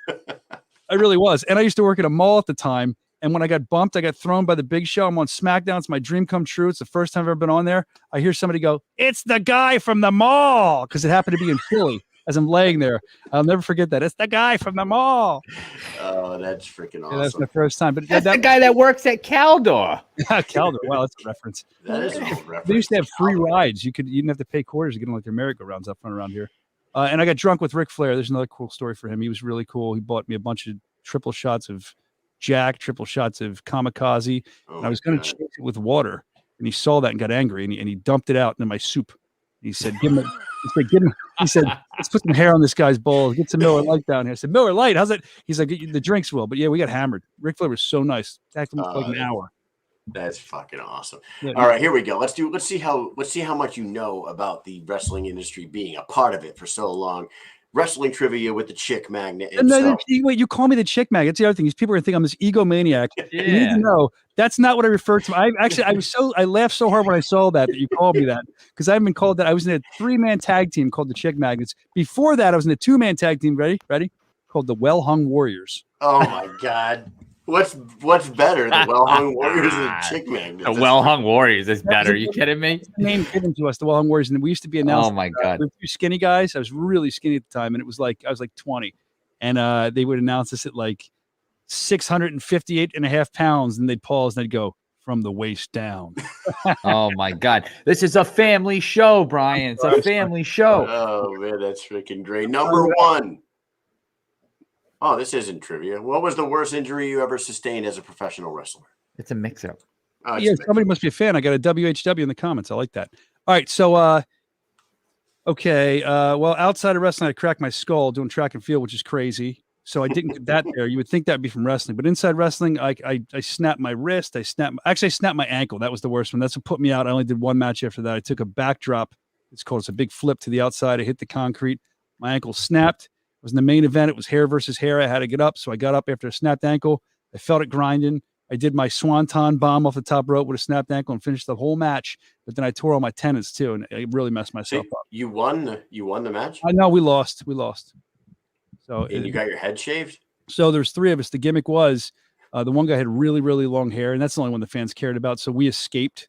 So I had cut my hair short, and he got his head shaved, and like it was great because the girl that shaved his head, the gimmick was we were going to pick a fan to shave his head, but what the fans didn't realize, it was the girl he was dating at the time that we were going to pick. So it made it, you couldn't let some fan there with scissors and stuff. And I really hated her. Well, hate's a strong word. I disliked her. She was annoying to me. So it was great because I had to be a bad guy. And when we hated her. I was up in her face. I was screaming at her. It was all an act. I was screaming at her, saying all this stuff. There was an act. It felt great, even though I had a snap ankle. I stayed up so I could do that. Oh man, you know who the best heel of all, like one of the best heels of all time is doing stuff like that, like berating innocent women in the crowd, was ravishing Rick Rude, dude. Remember him? Do his thing. I would swivel my hips. That was one of the things I would do. That was one of my trademark things as a tribute to him. Little Take him out of the crowd and lay him in the middle of the ring. Okay, here we go. Number 2. Stop. Here we go. So there's going to be the answer. What's that? I can give you the answer already. You already know? Yeah. When Dustin Rhodes left the WWE, went to WCW, what was his new name and gimmick? For like a minute, he was. If you're talking, there's all kinds of things. But if you're asking this question correctly, it was Powder. I thought it was 7. What's his name? 7. Oh, he changed it. He changed to 7. It was Powder. He changed to 7 because he did this weird gimmick. It was almost like it was creepy. Where he was like, ghost, right? Yeah. And then they changed it. Powder, and then they changed to 7. Yeah. It was Powder week, I think. Yeah. He had some really weird things. Goldust was great though. It was, but it was still weird. Like he has like the weirdest persona. At least wrestling people are loving this, I guess. What else do we have? Number 3. Who's your favorite wrestler of all time? Me. Good answer. No. Honestly, that's a question that I can never answer correctly because it's too hard. I would say that I would say my top ones would be Rowdy Piper, big fan of his. And a weird one that people don't, I love like Shawn Michaels and stuff, but Marty Jannetty is one of my all-time favorite wrestlers to this day. Marty Jannetty. The Rockers. In Philly Saturday, I was trying to get my wife. I'm like, let me take you up there to meet Marty. She's like, no. Anyway. Number 4. Who was Sting's tag team partner when he was part of the Blade Runners? That was the Ultimate Warrior. We were trying to come up with hard questions for you, but these are all way too funny. Some of them are not that hard, I think. But then again, you never know. It's because I'm a loser, and the only things in my life that I know are pro wrestling, radio, And as I said the other day on a call, BKFC, and they're like, you don't even know that. We're lucky you have a job. Let's go. What else we have? There you go, Mike. Go ahead. Oh, Who introduced the Undertaker and how? The Undertaker and how. So okay, let's see if you're going to dispute this. You probably won't, though. The brother Love introduced the Undertaker, and he gave the Undertaker, I believe, as a present to the $1 Million Man, Ted DiBiase. And the Undertaker's original name, and they might even deleted this off the tapes when he came out, was actually Kane the Undertaker. And then his brother came in later, called Kane, 15 years later. But he was Kane the Undertaker. That was when he first came in. And what was that at? Was that Survivor Series? Yep. Do you know the year?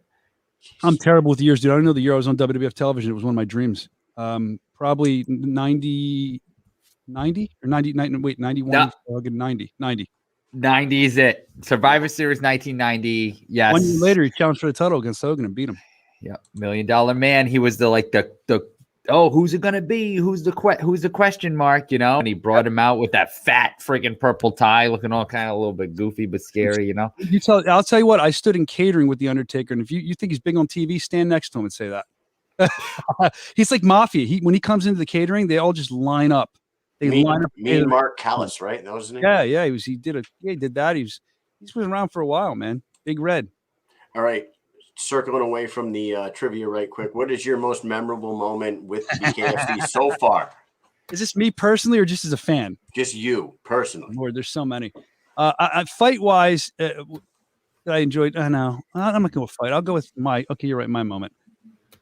I think a lot of people would say they enjoyed the Arnold Adams moment. When he rushed me because I screwed up when I first started working there because I didn't know all of my BKFC history, which I've really brushed up on, and that was fun. I didn't know where that was coming from. I think the Lorenzo Hunt Hector Lombard thing, for me to be in the middle of that, was pretty intense. It was a very strange moment. Like, my feet moved so fast to get out of the way that my brain didn't even have to tell me. It was very strange. And then I'll tell you the other one. Luis Palomino, bad dude. Love that guy. He's a bad dude. I'm glad he's feeling better too. Him and Jim Allers, they had a press conference, and I got in the middle of that. It was like my first press conference I did with BKFC. And I was just trying to get the audio. I'm always just trying to get you guys the story because I want you guys to know what's going on. I put myself in the middle of it sometimes. And I was in the middle of this pool part after a headbutt, and Shannon Briggs just kind of whoop, and pushing me right out of the way. I think that's on YouTube or something. There's some of my favorite moments, but a lot of stuff that's awesome, man. You see on TV, but then bumping into you guys or seeing the same people we get to see over and over again. We've become like a family. So that's some of my favorite moments. Aren't even always on screen. It's just to communicate with people like you guys and stuff. And I love the fans too. Like Benjamin on here. We have Big Ben on our podcast, which you can catch tomorrow. Yeah, 12 o'clock on YouTube. Or 12:05. I mean, yeah, probably 12:05. It'll be late. All right. If you could make any fight in the BKFC, what would it be? That's a hard one. We had to ask you. We asked Lytle. We got to see. I know. I know I said that we should wait on it. I want to be spoiled. I do want to see, after this coming off the most recent one, I do want to see Mike Richmond versus Tiago. I do want to see that fight. I know everyone does. That's the fight right now. It's on my mind because it's fresh. But I did say earlier, a guy like Julian Lane too. I just think that'd be a good fight. I think Julian would stand up to him, and I think it'd be a good fight to watch. So they're two of the ones if we're keeping current. I actually love both of those, and I think it's pretty crazy because every single person that's asked this question says Mike Richmond and Tiago Alves. It's pretty much unanimous at this point, but Julian Lane puts up a fight against everybody, so it would be fantastic. I mean, Julian Lane fought Tiago. Think about this before we see Tiago versus Mike Richmond. Let's unpack this one. Yeah. Julian Lane took on Tiago in Tiago's debut. And that was his debut in bare knuckle, but Tiago's been fighting forever. He's a bad dude. Mm-hmm. What was it, like a week or two's notice didn't have? It was like no time at all. Yeah. And he stood up. It was fast. I'm not arguing it. I call it straight down the middle. I'm a broadcast journalist. But people would argue, and I heard him arguing that Julian could have taken that fight. So that says a lot about Julian. Julian's a tough customer. Mm-hmm. He definitely is. Numero ocho, back to trivia. What animal did Bad News Brown have when he fought Jake Snake Rubs? Did you say two or you say sewer rats? Nice. My weird accents, Kirk. The mutant Harlem sewer rats, right? Yeah, Bad News Brown. All right, hey, this is easy. And you were just talking about this. He's like your favorite guy. So I don't even gonna read it. Go ahead. I'm going to give you a bonus answer for this one too. Okay. That day when that happened, I didn't see it live. My great grandmother was in the hospital. I guess they was flipping through TV stations. My mom came home. I was young, and she goes, "Brian, I loved the Rockers. They were my team." And then she said, "You better watch Superstars or whatever it was she taped for me." And I'm like, "Okay." I watched. I was like distraught. That was such a brilliant angle, brilliant storyline where they sold magazine. He ripped the magazine in half. Is there a problem with the Rockers? He super kicked him, threw him through the window. Shawn Michaels super kicked Marty Jannetty through the window. Jannetty bled all over. But I believe a couple months later, Sid Vicious, who became Sid Justice, I'm such a nerd. He took the barbershop window with a chair and he had shampoo all over his face and he was screaming at the camera. I remember that as a kid. He's doing that to like conditioner on his face. I was gonna go to the I'm gonna go to YouTube and watch that one because I don't remember that. It's good. I was gonna ask you who was the who when Typhoon left the WWF and went to WCW. Shockmaster. He fell out of the and the guy that did his voice was a guy named Ole Anderson was doing his voice. Oh, dude, you knew. Yeah. That's awesome. That's hilarious. And I'll tell you something else, piece of trivia for all you 90s, 80s, 90s wrestling fans. Do you remember when Jake the Snake Earthquake sat on his snake and killed it? I remember this. Yep. The Earthquake the snake. What was actually in that bag? They had hamburger meat in pantyhose, so it looked like a snake, so he didn't hurt the snake. Oh, really? I'm exposing the business. Yeah. Who's the poor bastard that stuffed the pantyhose? Yeah, I heard that snake was like a big pain in the ass for Jake the Snake when he used to go on the road and he'd have to put it in the bathroom and put it in the tub and shit like that. Like it was a fucking pain in the ass to have that thing. He was in WWE, or WWF at the time. Then when he wasn't doing much, he was on like the smaller feds. I remember I saw him in Jersey. There's a thing called Cowtown Rodeo. It's like a flea market, and they had like a little independent show there. And it was Jake the Snake was supposed to be there. And they would like ship a snake there. Like he'd get all these different snakes, but he didn't show up. Now we know he's probably drugged out. And they brought a snake in the ring because Jake, they didn't want to give money back. And there's like, here's the snake that Jake was supposed to have. And some guy came out named the Snake Man and showed it. The snake pooped all over the ring. And I actually saw Jake the Snake in Philly pooped all over the ring too. I remember that as well. Got to be a big. Jake himself did. No, who knows? At some point in his career, he might have. I watched I don't know what I was watching. It was an interview with him where he talked about the infamous like cobra bite on Macho Man Randy Savage, and Macho Man didn't trust that they had removed the venom, and he was like, "You need to do it to yourself first." So Macho Man made him have the snake bite him twice backstage to make sure that the venom was gone. Macho Man was very paranoid. He was snapping into a Slim Jim. Oh yeah, dig it. Watching him be bitten. But you ever seen that clip? I mean, that snake really latches on, and then the snake wasn't letting go. That's why Jake has to hit the snake. This is really going into deep wrestling. This is we're really getting in there. All right, yeah, he thought he was going to really fucking poison him in front of the whole world. Can you imagine that, dude? I love pro wrestling. I love BKFC. I don't know if I would let a snake bite me on live TV. I mean, maybe if they paid me enough. It's pretty crazy, man. If you want a snake to bite me that's devenomized on live TV, if they pay me enough, maybe I'll let it happen. We'll see. I mean, there's no venom. I mean, why wouldn't you? You know? Yeah, fuck it. Right in your neck too. Just do it on your neck. Thanks, guys. That's the best place to get it. Thanks for that. I'm glad you're sticking by me with that one. Not telling me. Yeah. You're great. Number 10. What is the craziest behind the scenes story at a BKFC event? Something we don't know. I don't know if he's watching. Something. One time the Lord was really drunk and he was dancing around with a light shade. I'm only kidding. No, a behind the scenes story that's really crazy. You don't know. I'd have to think. Something where you were like, holy shit, I can't believe that just happened. I have to think. Let me go back in my Rolodex here. Even if you guys got it covered up, you know what I mean? Like something you were like, fuck, I can't believe that just happened. Like maybe something that almost ruined the show. Or, I mean, look, here's the thing with live TV. That's the juice of it. That's why I like being a part of it too. That you can't screw up, because even if you screw up, I meant to do that kind of thing. You know what I mean? I'll tell you something. Here, I'll release this on this show. I've never talked about this before. I'll talk about it. Hell yeah. I didn't even talk about my own show that happens at 12:05 on YouTube with tomorrow. Every Thursday with my boy Rob, the BKFC show, and we'll have Mike Richmond on tomorrow and Houston Alexander as well. We'll get Rob on here. I didn't mention this in my own show. So BKFC would have been in Florida. It was the Paige Van Zandt ones. I'm not good with numbers. That was at 20. Knucklemania. Knucklemania. The second page fight. Rachel. BKFC 18? Yeah, no, 19. 19. 19, yeah, because 19. I'm terrible with dates and numbers. I have this. Hold on, I got to take a sip of water for this. That's why we're here. We're here for you. BKFC 19 at the Hard Rock. Yeah, I have Casino. this. Oh, that wasn't the Hard Rock. Yeah, in Tampa. Yeah, it was. Oh no, Is no, that it what wasn't. happened? No, I no, think no, you guys no. stayed at the Hard Rock, but the Hard Rock was before that at 18. Hard Rock. I don't get that Jesus. kind of treatment. Maybe The fighters did. Okay. All right, go ahead.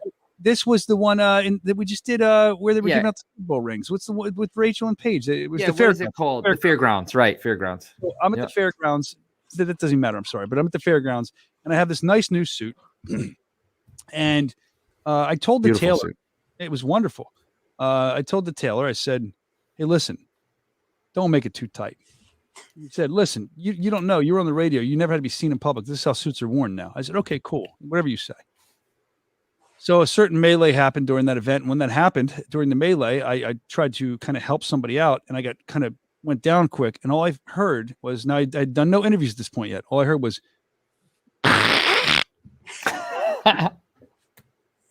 the whole behind of my suit, split right up the crack of my ass. Oh, And now I had to go do post-fight interviews, and I can't even get in the ring, and I'm whispering to Evan, the Lord Zentar, who's there. I'm like, "Dude, my pants are ripped." And he's like, "Really?" I'm like, "Yeah." And he starts laughing. That's Evan. He starts laughing at me, like, whatever. But that's great. I thought he'd be filming me, but thank God I had my jacket on to cover. But yeah, I got back to the hotel room. I looked; it was a whole like crotch ass in my pants. I'm glad I wore underwear that day. At what point in the show did that happen? And you just drove on like you? What am I going to do? I don't have any other pants with me. It happened. duct tape. Staple. And yeah, right. I was really trying to figure it out. I had somebody. There was one woman's like that works with us. That goes, "Do you want me to kind of like follow you up to the ring and kind of so nobody sees and kind of follow you?" And I'm like, I don't know. I had a hard time getting into the squared circle. I didn't want to rip anymore. And then I'm up there to interview these people. And I'm feeling gusts of wind up my back. Oh, it was terrible. But yeah, got through that. That's my crazy behind the scenes story. My pants split. I don't think anybody could tell on television. But yeah, it was very weird doing those interviews with that. So there's my story. Oh, that's cool. That Now I'm gonna have to go and look and like pause it. It'll be like the Zabruder film. Everyone's gonna be like the Zabruder film on it. Yeah. For those of you that don't a lot of suggestions. I mean, suggestions in the Flex seal those pants, duct Duct tape. tape. All I was thinking when you were telling that story was fat guy in a little coat. Fat guy in a little coat. What's up, Big Ben? I see Big Ben's hanging out. We love him. Yes. He Big says, Ben "Brian says, what's Soscia, up?" me and the wife say hello." His wife used to be a listener to my radio show. I think she's local. Before they fired me and gave me the heave ho because I didn't get along with management. Heave ho. That's they did. Hoist the colors high. Now, before we let you go, talk a little bit about that. Like, you left wrestling to go into radio, and then radio into working for the BKFC, or were you doing radio while you were wrestling? Dude, I was doing everything. I worked a lot. I still do. I was doing. I was trying to make my way in wrestling, which isn't easy. You got to get on shows. I did that, and I was working at a mall. I was wrestling. I was working like 2 different radio stations, and then when I got older, I started doing wrestling, and then I was doing radio at a pretty high level. And I realized when I snapped my ankle, as much as I love it, I'm getting beat up. Where I'm starting to make good money in radio and have a good show, so I thought I might try to kind of go that way and start doing. I've always wanted to do announcing, so do more announcing too. And I just kind of kept going with radio. Did a really good thing. Had a #1 rated show. It was a lot of fun. Love my listeners. They're very loyal. They like went to the papers after I got fired, and like the listeners made them put like a front page story about me up. It was awesome. I said, "Where was that when I was on the air?" You know what I mean? But that's what I did. I did wrestling for many years too. But like I said, I was in magazines. It was cool. It was a thing, like kids growing up, they say they want to be a rock star or whatever, these dreams. That was my rock star. I wanted to do pro wrestling, and I was blessed enough to be able to do it and do it at a level that I'm happy with. I have a career that I was happy with. Be rated as one of the top wrestlers in the entire world by Pro Wrestling Illustrated a couple times. Wow. So, yeah, it was really cool. And I got a lot of cool experiences. It's, you know what? I think I miss the camaraderie from wrestling more than doing the shows sometimes. So I kind of get that in BKFC. And I always say BKFC, while it's very real and I have a lot of respect for it, I think wrestling fans, the more they come find BKFC, I think they're going to love it. It's very intense. It's quick action, as you know. So I think that'll be great too for wrestling fans to come over and watch. But yeah, that's what I did. And I did radio in Philly for a really long time. And then I was on the air in like Delaware, Philly, Jersey, Maryland. And that's when I lost the gig, which I was happy. I actually thanked them when they fired me. And I recorded the firing because I dressed down my boss when he fired me. But I have to wait to release that so I don't get in trouble. Oh my God. I have to wait till they die or something to release it, I guess. Dude. Nah, just release it. Whatever. Who cares? We'll see. As the kids say, YOLO. That's right. YOLO. But yeah, that's what I did, man. It was cool. A lot of cool experience, and I appreciate you guys asking about that. And it was a good time in my life. Mike, I think it was you was talking earlier. I wanted to ask you if you have a problem with me. I understand you have some kind of problem with me. I have a problem with you. From what I heard earlier on the show, you were out for a run today. You didn't wave back to me when I was on my unicycle. That's a callback. If you listen to the whole show, you know. Yeah, the fucking unicycle guy. You know, I have a video of it. I probably should have. I haven't watched it yet, so I didn't upload it because I was running when I took a video and I was like bouncing around. I was like, I don't know how good this is going to be. Which I got thinking. I want to ask you guys a question. So Okay. unicycle. So if you said it was like a circus. If we're in the circus, what's your circus town? I know what I want to do in the circus. What would you do? Oh, I know what I would do. Mike, I don't know about you, but I would run things up my nose and out my mouth and like hang heavy weights off my face. I love it. I'd come to your circus. What about I can you? do that. Oh, Ask Mike. You can do that? So yeah, he can do it. In my 2008-9 deployment, I went to Qatar on an R&R vacation type thing. R&R in Qatar. Yeah, R&R in Qatar. That's what I'm saying. Yeah, so we're in Qatar. We're at this Air Force base, and we're like sitting around. There's a bunch of infantry scouts there, and we're like fucking bored.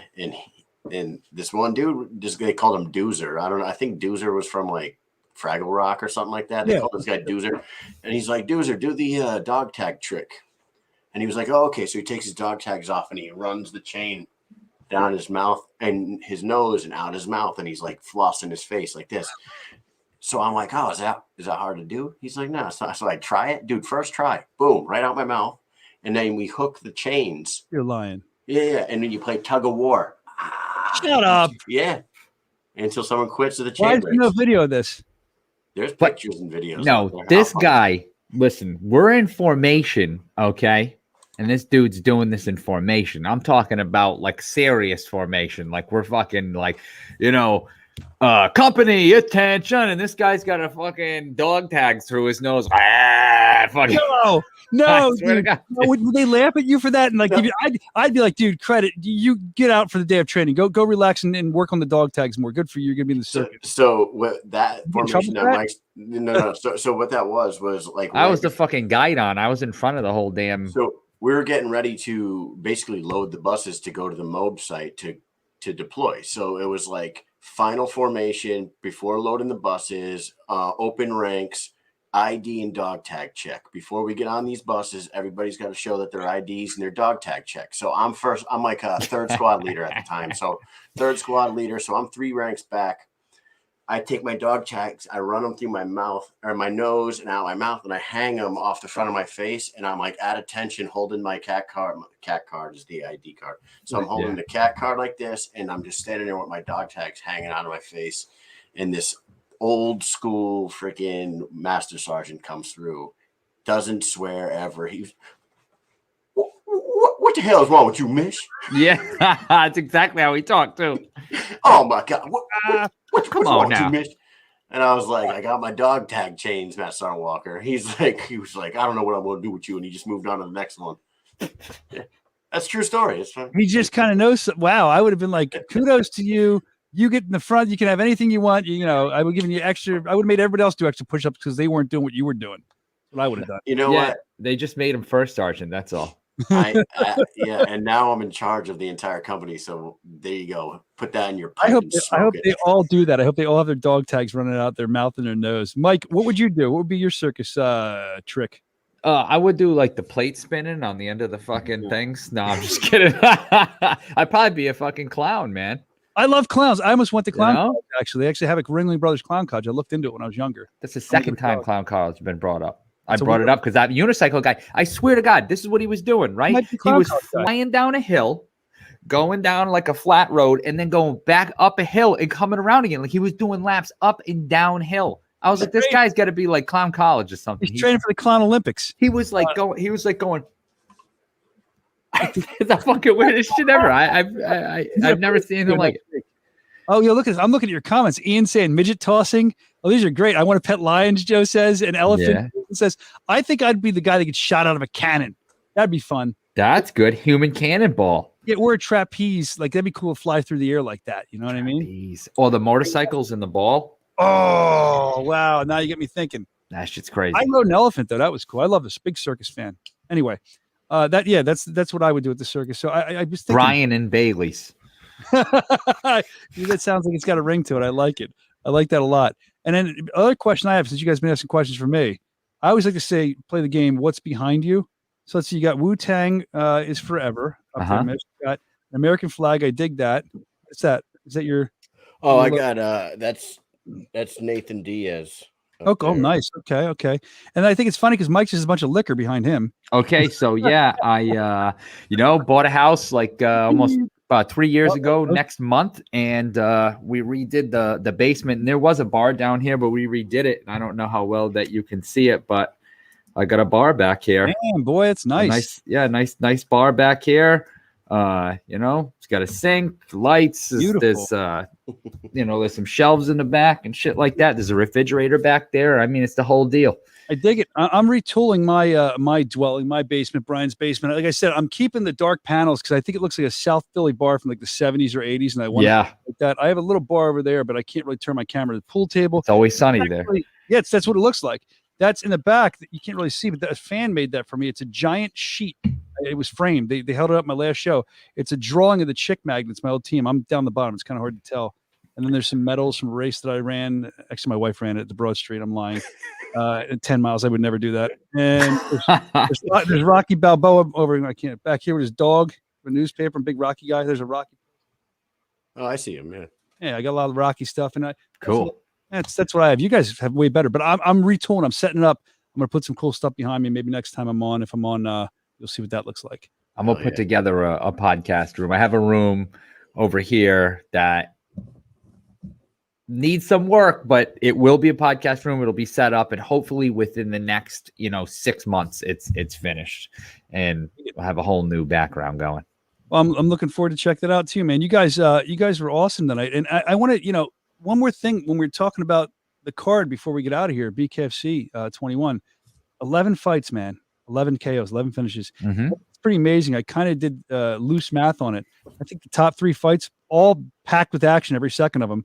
I think it was like 3 minutes, 3:30 or something for all 3 fights combined. Yeah, man, wild, nonstop. Yeah. That's what fans like. It's nonstop action, man. I mean, it was one of the best, most entertaining fights. I mean, fight cards that not a lot of blood this time either. It was great. I mean, and like also like it had its little bit of controversy. It had some fold up knockouts. It had Jason High making his debut and looking like he belongs in the 155-pound talks. Ryan Roberts folding that dude in half. I mean, it was a hell of a night. Injury, a great walkout. I mean, it had a little bit of everything. It was a good one, man. The pace, just as I said when we got done, if you're at home watching, you can hang out afterwards and go get a beer with your buddies. It's not like you're done at 1 through 2 in the morning, or you get these long shows. I'm not going to mention anybody else, but you get these long shows, not just bare knuckle, any kind of combat sports, that you're like, okay, all this filler in here. And then that's what I like about us. We move.